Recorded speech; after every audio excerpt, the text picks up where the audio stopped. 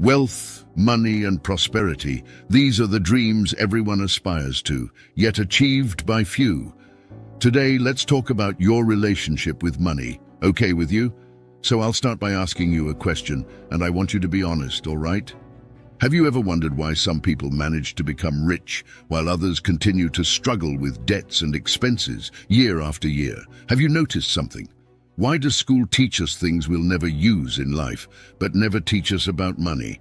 Why does it have to be like that? If school taught you about money, perhaps you'd already be rich today. But if school didn't teach you, I will. Because what you've never learned about money in your entire life, you'll learn in this short video. Get ready for a journey of discovery, where we'll reveal secrets about how money really works, far beyond just saving and investing. Let's dive into the world of personal finance, entrepreneurship, and much more. Are you ready to change the way you think about money? Let's start with simple things. Is money good or bad? We've been taught that money is something bad. You need to rethink your beliefs about money. Often in movies, the rich are portrayed as dishonest cheats, and you might think, I don't want to be dishonest or a cheat, so I'll remain poor. However, money can't be good or bad. People are good or bad with money. Money simply amplifies their options. I can use a sum of money to do illicit things, but I can also use that same money to buy food for the homeless. In this case, money is just a facilitator in our lives, but we determine the options.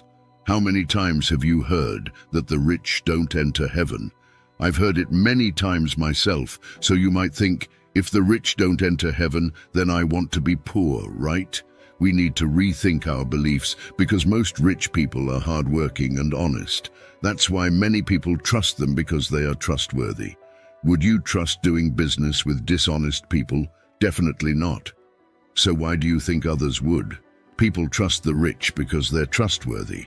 Of course, there are dishonest rich people too, many who earn fortunes illegally, but I want you to understand that most aren't like that. When the media finds a dishonest rich person, they talk about it all the time, until we get the impression that all the rich are dishonest, which isn't true. So say it like this: I will be an honest rich person. I've met honest and dishonest rich people, as well as honest and dishonest poor people. So rethink this situation, because you'll never become something you despise. If you despise the rich, you'll probably never become one. So how about changing that perspective? The other question is whether the rich go to heaven or not. Let me tell you something. The Creator created all things. All the wealth in this world belongs to Him. For God Himself says, the silver and gold are all mine. Now I ask you, how can a God who owns everything want His children to suffer? We need to reform our thoughts about this, because the God of the Bible is an abundant God in grace, love, mercy, and His desire is for His children to prosper too. Now I need you to understand something very serious.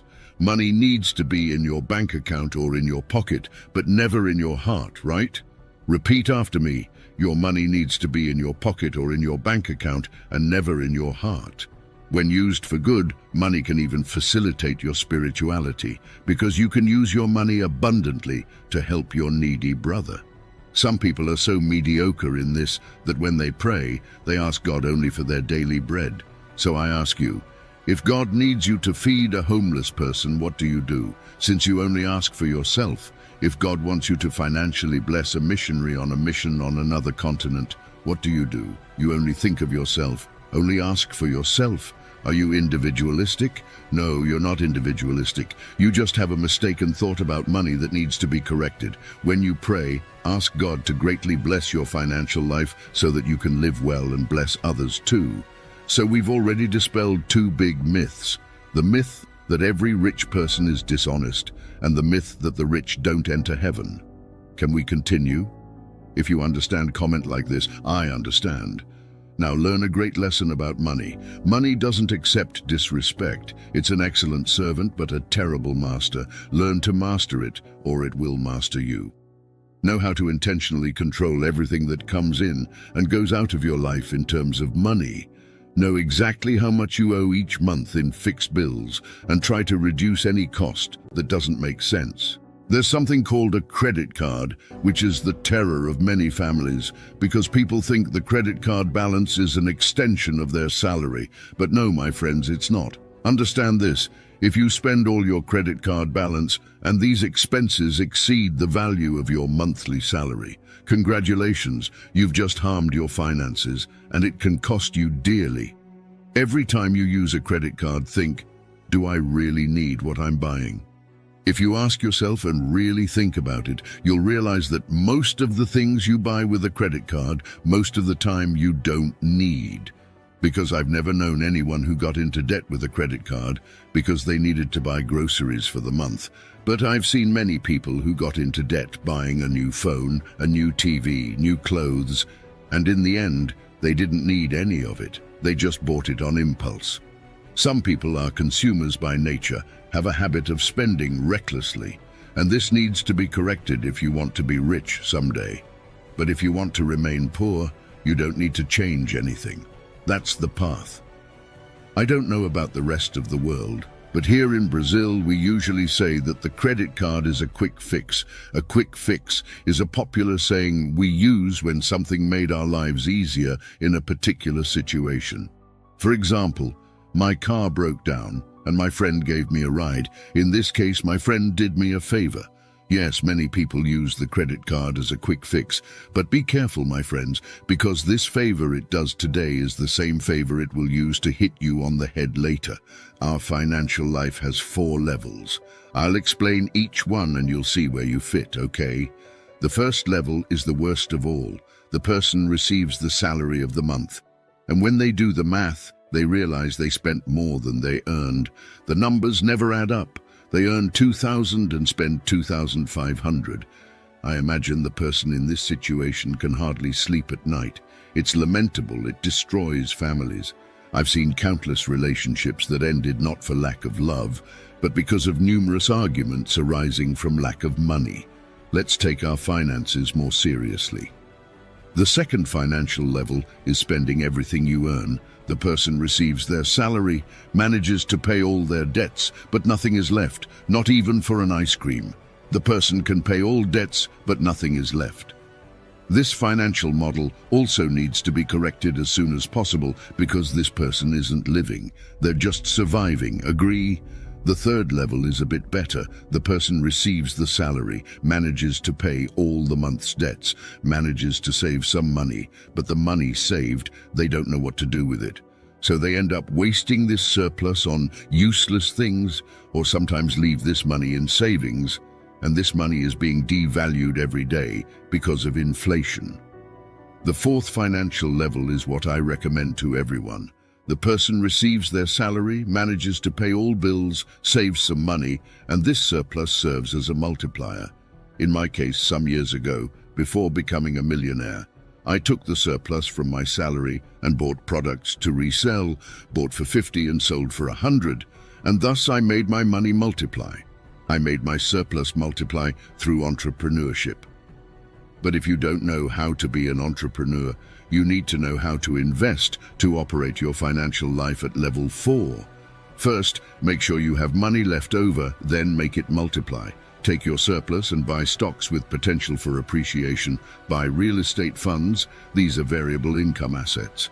The profit here is higher, but there are more risks, or invest in something less risky. But with less profit is better than none. In this case, you could invest in treasury bonds, for example.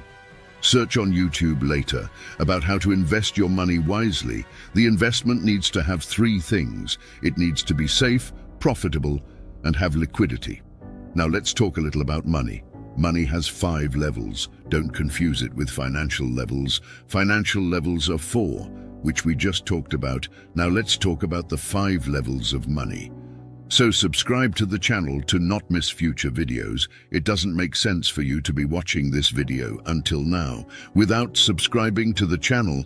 If you're still watching, it's because it's making sense to you, and it will make even more sense if you subscribe. When it comes to money, consider these 5 levels. The first level of money is earning. This is non-negotiable. Find a way to earn money, so the first level is earning. The second level is investing. Got some money? Set aside a portion of that money to invest, right? Because this will make your money grow over time. Invest, even if it's the minimum. For example, received 100, invest 10. Received 200, invest 20, and so on. So the second level of money is investing. Got some money? Take some of it out to invest. The third level of money is saving. When considering spending, ask yourself, do I really need this item? Most of the time you'll find that you don't. If you decide not to spend on frivolous things, then you'll be saving money. I want you to understand that I don't want you to be stingy or deprive yourself of things you enjoy eating. That's not what I'm teaching here. Sometimes you'll feel like eating a pizza, so go ahead, because you deserve it. But if you're buying a new pair of shoes, and you know you already have 150 pairs of shoes in the drawer, then save your money, as it would be an unnecessary expense. After all, you're not a caterpillar. You only have 2 feet.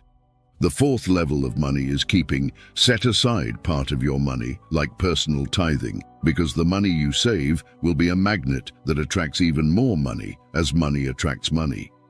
For example, when you turn on the tap in your house, the water flows down and goes to the river. The river flows into the sea, so water goes where there is water. And hatred goes to those who hate, and love goes to those who love, and money goes to those who have money. And when you do personal tithing, you're saying, I have money. Then even more money will come into your life. This money you'll leave stored in an account just to attract more money. But you might think, I earn little money, and if I do this, nothing will be left. So if you already earn little, 10% is almost nothing, you can do it. There are people around the world who live on much less than you and live well. The fifth level of money is spending. Here you pay your debts and buy what you like. But notice that money has 5 levels. Most people don't make money go through these 5 levels. The money that many earn only passes through the first and last level, which is earning and spending, earning and spending. If it's only like this, you'll hardly get anywhere. Let's talk about receiving money. How do you receive your money? In the form of salary or in the form of profit? And let me tell you something. Most people receive a salary, but profit is better than salary. If you accept to work for someone in exchange for a salary, you're putting an end to the chances you have of earning more money, because the salary is payment for hours worked. Like your hours are limited, just like everyone else's. When your hours worked end, the chances of you earning more money also end. So it's preferable to work for profit, not for salary. For example, when you sell a product, you make a profit. Products can be unlimited, unlike your time. Many people say, I don't like selling. But the truth is that we're all sellers. We're all selling something. If you're an employee, in this case, you're selling your time. If someone is willing to pay for your time, it's because they're earning much more for your service. Now imagine if you used that time to work on something that's yours. Be passionate about sales. Sales are the best business in the world. Avoid selling your time, because time is the most scarce asset that humans have. Once wasted, you can't recover it. And many people spend their whole lives working for a salary, and that amount isn't even that high. People stop working on something for themselves, to work for others. That's why you need to work on something that's yours.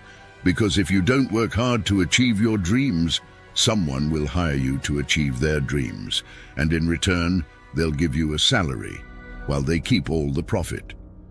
To attract wealth into your life, you need to learn to work with giving and receiving. There are people who are great givers, but terrible receivers. They're too proud to receive something from someone. And there are also people who are great receivers, but terrible givers. They're mediocre people. So learn to work with giving and receiving. Giving and receiving is like a wheel, and you know that a half wheel doesn't turn, right? So for this wheel of wealth to turn in your life, it has to be complete. You need to learn to work with giving, because giving will work as a multiplier in your life. Look at the gardener. He prunes the trees so they produce more flowers and fruits.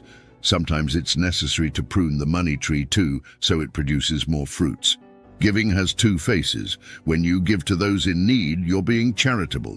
Now, if you buy a gift for your friend and he could very well buy that gift himself, then you're being generous. The interesting thing is to do both, give to those in need and also to those who don't need. Because if you only give to those in need, you're training your brain the wrong way.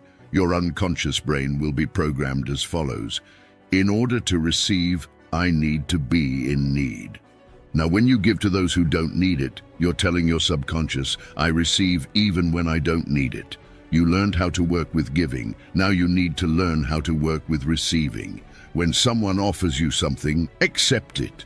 Because when a person does a good deed, dopamine is released in their brain and they'll be happy. If someone offers you something and you don't accept it, you're stealing someone's happiness. So for money to flow well in your life, make the wheel of wealth spin faster. Always work with giving and receiving. The world is always evolving. What do you work with today? There was a time when people worked in crop fields because that's what was available. At that time, those who owned property and the most servants, they were the ones who ruled the world. As the world is always evolving, the era of the Industrial Revolution arrived. Then the rural exodus effect occurred, which is the departure of people from the countryside to the city. They stopped working in the fields to work in companies with machines. During this time of the Industrial Revolution, those who had more money ruled the world. As the world is always evolving, now we're in the digital revolution. In 1996, Bill Gates said, in the future, there will be two types of companies, those that will do business on the internet and those that will be out of business. And believe it or not, that time is already here. The future Gates talked about has arrived. Look at your credit card. How many purchases have you made online in the last few months? Look how many meals you've ordered through apps. People ride in cars through apps. So the world today is digital. If people or companies aren't on the internet today, unfortunately they're outdated. In the rural era, those who had land ruled. In the Industrial Revolution, those who had money ruled. In the digital revolution, those who have information rule. Notice that the valuable currency is always changing. The valuable currency today is information. It's worth more than gold. The digital era doesn't require you to be talented, doesn't require you to have diplomas. The internet is available to anyone who wants to enter, both as a spectator and as a producer. And the entry barrier is minimal. Sometimes a person only needs a cell phone to start creating digital content and make a lot of money. Today, what gives more money is being a digital content creator. The teacher who earns the most money is the teacher who creates digital content. The doctor who earns the most money is the doctor who creates content for the internet. And there's room for you too, if you want. In my case, I'm not a doctor and I'm not talented, but I have a lot of knowledge about creating digital content. I've been doing this since 2021. I've made a few million through the internet. And today I create content without needing to appear and without using my voice. This voice you're hearing isn't mine. It's a voice generated by artificial intelligence, but the text is 100% mine. I typed every word you're hearing, including these words I'm typing now. If you want to learn from me how to create these types of videos, I left a link in the description, then you click. Many people say, I don't make money because I don't have a good education. I'm not a doctor, I'm not a lawyer, I didn't manage to graduate from college, and now, well, I see you still don't understand nowadays. To make money, it's not about that.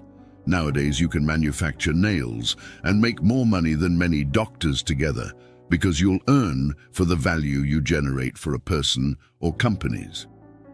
Let me exemplify. Imagine you manufacture nails to sell. You can sell nails to various stores that sell building materials, and you can even sell your goods online, even when you're sleeping. While a doctor can attend to one person at a time, you can attend to several people at once through online stores. But I know you don't manufacture nails. Let's go to another example then. Why does a digital influencer sometimes earn in a month an amount that a doctor won't earn in their entire life? Let's explain now. And everything I'm teaching you is for you to apply in your life somehow. Imagine I'm a digital influencer. and I have 3 million followers. Of course, some influencers have more than that. A very famous bag brand decided to hire me to promote their products in a 60-minute live stream, and during the live stream only 1% of my followers decided to buy. So 30,000 people bought a bag on sale that costs 3,000. But during my live stream I got a discount coupon, and for my followers, each bag would cost 900. So the conclusion was as follows: 30,000 people spent 900 each. So I generated for the company that made the bags 27 million in 60 minutes. So it's fair that they pay me at least 1 million. Do you agree? Meanwhile, the doctor who charges 300 for each consultation in 60 minutes will be able to attend to at most 3 people. So he'll earn 900 in 60 minutes, and in the same time, I can earn 1 million being a simple influencer. Do you see the impact that the internet can cause? While a doctor can impact the lives of a few people working from an office, an influencer can impact the lives of thousands of people and even millions. That's why I say the best business today is to work through the internet, because you can impact many people with a global reach. People will pay you according to the value you generate. If you generate value for a few people at a time, you'll receive little. If you can impact the lives of thousands of people at a time, you'll earn thousands of dollars. If you can impact the lives of millions of people, you'll get millions of dollars. And that's the new game. Instead of lamenting, learn to play and play, there's room for you too. That's why Amazon, Facebook, YouTube earn billions a month, because they impact the lives of billions of people. I know you couldn't create the new Amazon, but you can be a digital content creator and thus impact the lives of millions of people through your content. I have much more to share with you, but if I continue, the video will be too long. So I can do part 2 if you want me to. Comment like this: liked the video and want part 2. If you comment, I can do it. Don't forget to subscribe to our channel and share this content with family and friends, because good things should be shared. Now, there are 2 videos appearing on your screen that I prepared with great care. These videos are full of knowledge that will add great value to your financial life. Click on one of them and go watch it. Now,